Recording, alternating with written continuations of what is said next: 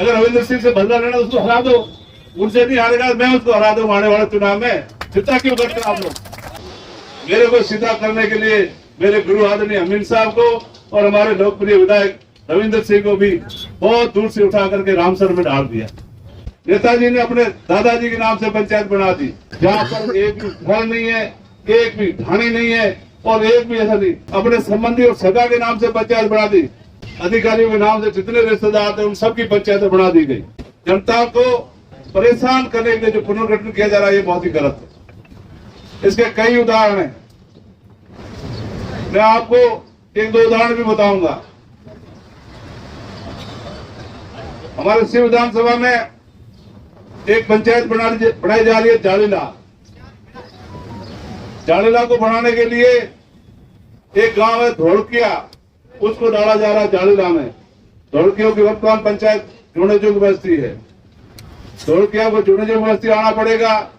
फिर एक पंचायत आएगी कोटड़ा, कोटड़ा जाना पड़ेगा और एक नई उन्होंने प्रस्तावित की है झरी, वो भी बीच में आएगी। 3 पंचायतों को पार करते हुए उनको जालीला में भेजा गया है। ये अन्याय कहलाता है। ऐसे कई उदाहरण है, ऐसे कई उदाहरण है। ऐसे लोगों को परेशान करने के लिए से जो काम किए जा रहे हैं ये बड़ा गलत है। इन्होंने इस बार कई ऐसी पंचायतें जो बनी हुई है उनको खत्म भी किया है।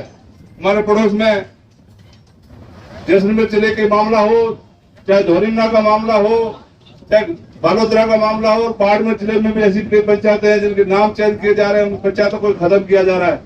ये जो नई परंपरा शुरू कर रहे हैं ये बड़ी गलत है। समय है, समय कब पलट जाएगा किसी को कोई पता नहीं। मैं जहां जितने भी लोग पधारे हैं, कांग्रेस पार्टी के कार्यकर्ता भारी संख्या में पधारे हैं, मैं आप सबसे ये कहना चाहता हूं, आप चिंता ना करें, आप चिंता न करें। भविष्य अपना है और भविष्य में जब सरकार बनेगी ये जो कह रहे हैं इससे भी ज्यादा उनका खिलाफ करेंगे। गलत पंचायत बने उनको तोड़ करके वापस सही जगह भी कर दिया जाएगा। आप चिंता न करें। अभी जो ये समय चल रहा है, आप यहाँ हजारों की संख्या में आए हैं एक छोटे से आह्वान पे, फिर अपन एक संगठित रूप से जरूरत पड़े तो और भी धरना और प्रदर्शन करेंगे। और उस धरना प्रदर्शन में यहाँ मैं प्रशासन को बताना चाहूंगा कि बाड़मेर की सड़कें और छोटी बढ़ जाएगी, आपको निकलने का रास्ता नहीं मिलेगा। ये मैं आपको पहले अवगत करा रहा हूँ। साथियों, इतना अन्याय पब्लिक सहन नहीं करती है। पब्लिक जब सड़कों में आ जाती है तो बड़ी बड़ी चीजें हमको बदलनी पड़ती है। तो पंचायत राज का पुनर्गठन लोगों की सुविधाओं के लिए होता है। पहली लाइन ही उसमें ये लिखी जाती है, जनता की सुविधाओं को और सत्ता का विकेंद्रीकरण करने के लिए नई पंचायतों का या नगर पालिकाओं का गठन किया जाता है। लेकिन ये जो काम हो रहा है एकदम उल्टा काम हो रहा है।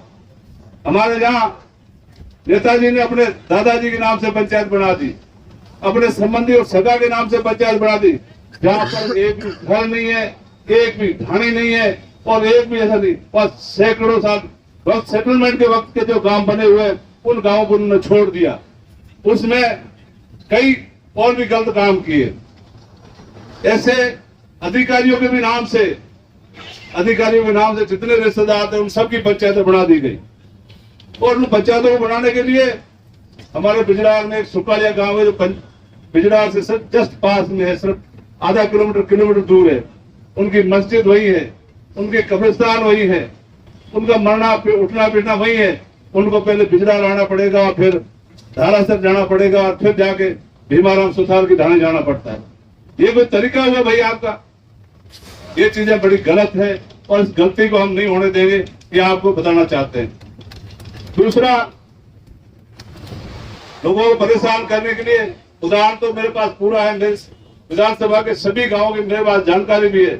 लेकिन एक और बात बताना चाहूंगा, मेरे को सीधा करने के लिए मेरे गुरु आदरणीय अमीन साहब को और हमारे लोकप्रिय विधायक रविंद्र सिंह को भी बहुत दूर से उठा करके रामसर में डाल दिया। ये कोई तरीका है उनका? अगर रविंद्र सिंह से बदला लेना उसको हरा दो, उनसे नहीं हारेगा मैं उसको हरा दूं आने वाले चुनाव में। चिंता क्यों करते हो आप लोग? आप चिंता क्यों करते हो? उनको उठा करके रामसर में डाल करके और हमसे सीधा झगड़ा करा के प्रधान में, प्रधान को झगड़ा करने की जगह होती है क्या? जब उनके काबू में वहां नेता लोग नहीं आ रहे, उनको परेशान करने के लिए जो एक समिति से उठा करके दूसरी समिति में डाला जा रहा है, ये नियत रूप से गलत है। इसको हम चैलेंज करते हैं और प्रशासन को ये कहना चाहते हैं, जो लोगों की सुविधा उनको वहीं रखा जाए, उसमें चाहे आदरणीय अमीन साहब हो, चाहे रविंद्र सिंह हो, चाहे किसी पार्टी का कोई नेता हो, उनकी सुविधा हो वहां रखा जाए। पहले जो परिश्रम हुआ पिछली बार, एक भी परिवेदना किसी की नहीं आई, किसी ने कोई ज्यादा शिकायत नहीं की, छोटी मोटी शिकायतों को छोड़कर। इस बार आप देख रहे होंगे, मैं पत्रकार बंधुओं को बताना चाहूंगा, कलेक्ट्रेट में हमेशा हजारों की संख्या में लोग आते हैं और प्रशासन ने भी पता नहीं क्यों इतना क्या दबाव इनके ऊपर आंखें मूंद ली है। पहले का 2500, फिर का 2000, फिर का 10% छूट, फिर का 20% छूट, अब 1200 पे आप पंचायत बना रहे। हाँ, विशेष परिस्थिति में आप बढ़ा सकते हो, ऐसी कोई परिस्थिति नहीं। बिना परिस्थिति के, बिना कोई जरूरत के आप नई नई पंचायतें बनाने के लिए लोगों को परेशान कर रहे हैं, जनता को परेशान कर रहे हैं। किसी नेता को परेशान करें उससे कोई फर्क नहीं पड़ता, जनता को परेशान करना गलत है। और ये संवैधानिक जो हक है जनता का विरोध करने का, आप सावधान रहे, समझ जाए, इनको ठीक करें, इन लोगों की भावनाओं का कदर करें, इनको सुने। अगर इनको नहीं सुनेंगे तो बहुत बड़ा आंदोलन होगा और आने वाले समय में जिस पार्टी के पता नहीं क्या क्या नाम रख रखे हैं, कोई पावर सेंटर, कोई सुपर सेंटर, ये power centre super centre permanent नहीं होते भाई। कर्नल सोनाराम जी भी एमपी रहे, एमएलए रहे, कई पदों पे रहे, ये भी कहते थे, लेकिन आज अपने बीच में है, इतने सीनियर आदमी है, इनकी भी कोई शिकायत तो बताओ आप। इन्होंने भी की है ना, पहले परिसीमन किए होंगे, पुनर्गठन किए होंगे, कोई शिकायत नहीं आती थी, लोगों की सुनते थे, लेकिन आज कोई सुनने वाला ही नहीं है। ये बड़ा गलत है। मैं आप सब साथियों को बताना चाहूंगा, अभी थोड़ी देर बाद में अपन ज्ञापन देने चलेंगे। ज्ञापन में आप शांति बढ़ा के रखें।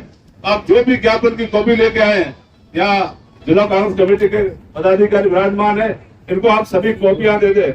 यहाँ कमेटी बना करके हम लोग अंदर जाएंगे, सभी बातों पर एक एक ज्ञापन पे चर्चा करके आपकी बात हम लोग रखेंगे। और उम्मीद है यहाँ की कलेक्टर महोदया इंडिया की टॉपर आईएएस में से एक है, वो हमारी बात सुनेगी और न्याय करने की हम उनसे उम्मीद करते हैं। अगर न्याय करती नहीं करती उसे देखेंगे। पुनः आप इतनी भारी संख्या में